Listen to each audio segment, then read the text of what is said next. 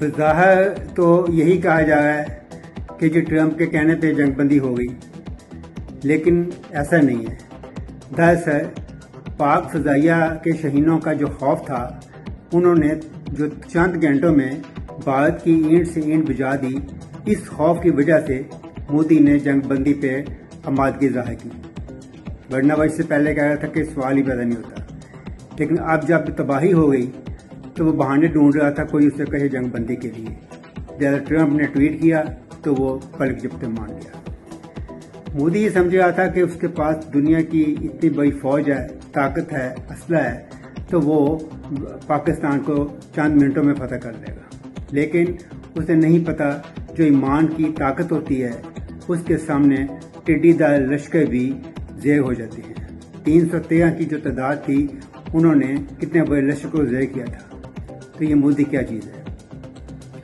اچھا، اب بنیادی بات یہ ہے کہ جو مودی نے جنگ بندی بظاہر تسلیم تو کر لی ہے، لیکن وہ منافقت ویسی کرے گا جیسے اسرائیل نے غزہ میں فلسطین میں کتنی دفعہ جنگ بندی قبول کی، بعد میں پھر خلاف ورزی کی۔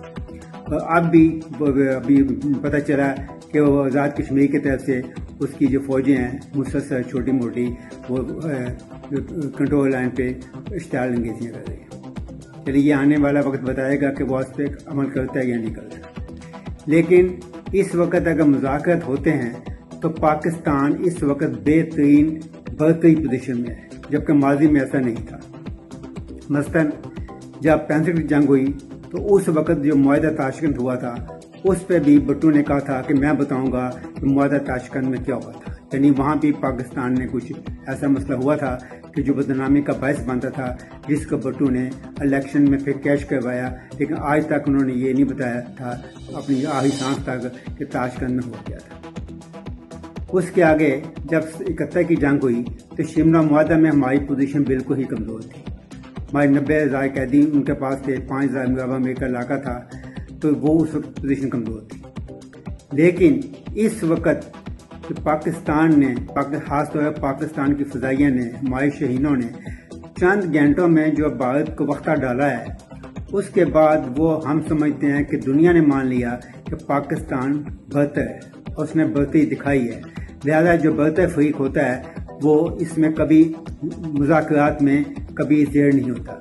لہذا اس وقت اگر مذاکرات ہوتے ہیں، امن کی ٹیبل پہ آتے ہیں، تو پہلا جو مطالبہ یہی ہے کہ جو سمتاز معاہدہ ہے اس پہ جو اس نے انٹرنیشنل خلاف ورزی کی ہے وہ اس کو واپس لے اور اس پہ معذرت کرے۔ دوسری بات یہ ہے کہ مودی نے جو اپنی ضلالت کے لیے، اپنی تو اس کی ضلالت ہو گئی، لیکن اس نے رفیل بنانے والوں کو ذلیل کر دیا، اسرائیل کے ڈرون کو تماشا بنا دیا، اور رشیا کے جو فوج تھے ان کو بھی انہوں نے بدنام کر دیا۔ تو خود تو بدنام ہو گیا، ساتھ پوری دنیا کو اس نے، مودی نے بدنام کیا۔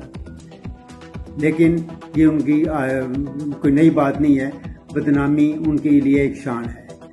لیکن ہم سمجھتے ہیں کہ اس معرکے میں یہ جو ہوا ہے، اس میں سب سے زیادہ کریڈٹ جو جاتا ہے وہ جاتا ہے پاک فضائیہ کو، کیونکہ ابھی زمینی فوج کا استعمال ہی نہیں کیا گیا۔ نیوی مکمل اپنے سمندروں کی حفاظت کر رہی تھی، اور سنا تھا کہ جو بھارت جو ہے وہ اپنے بیری بیڑا لے آیا، کراچی سے چند 100 میل فاصلے پہ ہے، اور وہ کسی وقت کراچی کو ٹارگٹ بنا سکتا ہے۔ لیکن سب سے زیادہ جو میں سمجھتا ہوں کہ اس میں کردار ادا کیا ہے اس موجودہ معرکے میں، وہ پاک فضائیہ کے وہ شہین ہیں جو وہاں جانے سے پہلے جنہوں نے باقاعدہ اپنا بیان حلفی دیا، وصیت نامہ لکھا، جس میں انہوں نے مسکراتے ہوئے دستخط کیا اپنے خون کے ساتھ کہ اگر وہ شہید ہو گئے تو ان کو پاکستان کے پرچموں میں واپس لایا جائے۔ تو یہ اتنا ایمان کی جو پختگی ہوتی ہے وہ اصل میں کام آتی ہے۔ اور میں سمجھتا ہوں کہ اس وقت کسی کو کوئی کریڈٹ پاک فوج کا کریڈٹ ہے، کمان میں جو میجر کمان تھی، آرمی چیف، ان کی کریڈٹ ہے جنہوں نے ٹارگٹ مقرر کیے، اور پھر پاک فضائیہ نے اپنا حق ادا کر دیا۔ آزمائش کے وقت میں انہوں نے جو پاک فضائیہ نے جو کچھ کیا ہے وہ ہماری تاریخ کا ایک سنہری باب ہے، اور انڈیا کے لیے یہ ہمیشہ ایک بھیانک باب ہوگا، اور وہ جس سے وہ ہمیشہ خوفزدہ رہے گا۔